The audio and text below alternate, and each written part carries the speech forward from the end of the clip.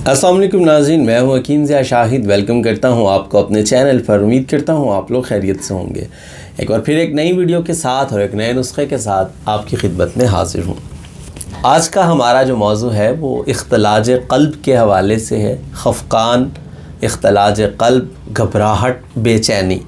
मैं बात कर रहा हूँ दिल की जो ये बीमारियाँ हैं, दिल के ये जो मसाइल हैं, खौफ का आना, दिल का घबराना, बेचैनी का होना, दिल का डूबना। ये अक्सर मुझे फ़ोन पे ये कहा जाता है कि हकीम साहब दिल बहुत घबराता है और ख़ौफ बहुत ज़्यादा आता है, किसी के सामने हम बात नहीं कर सकते।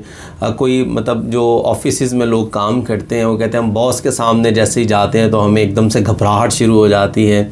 दिल की कमज़ोरी इसको कह लें आप।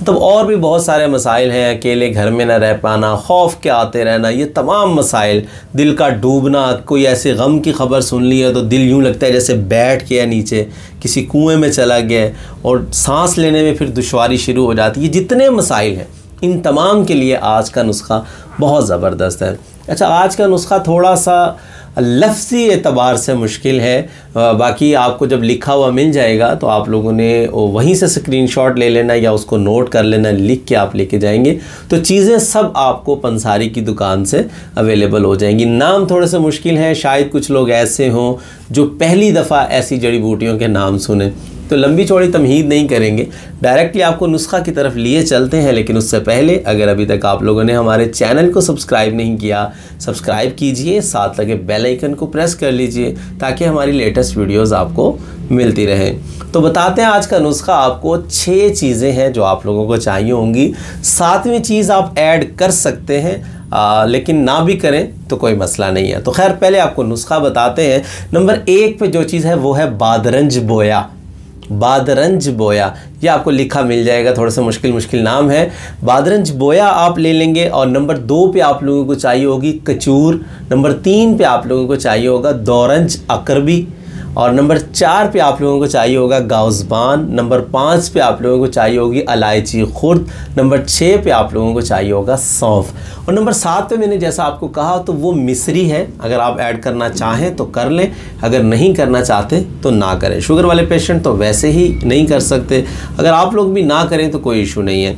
तो खैर अगर इनकी मिकदार की बात कर लें तो यहाँ लिखा आपको मिल जाएगा। बादरंज बोया जो है ये आप लेंगे 25 ग्राम, कचूर आप लेंगे 15 ग्राम, दौरंज अकरबी जो है ये आप लेंगे 130 ग्राम, गाउज़बान आप लेंगे 130 ग्राम, इलायची खुर्द आप लेंगे 15 ग्राम, सौंफ आप लेंगे 30 ग्राम।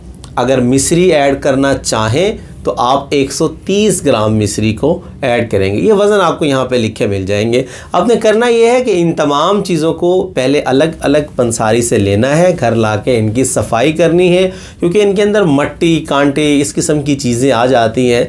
तो आपने अच्छे तरीके से चीज़ों को साफ़ करके उसके बाद आपने उसकी पिसाई कर लेनी है। घर में पिसाई कर लें या पंसारी की दुकान से जाके करवा लें।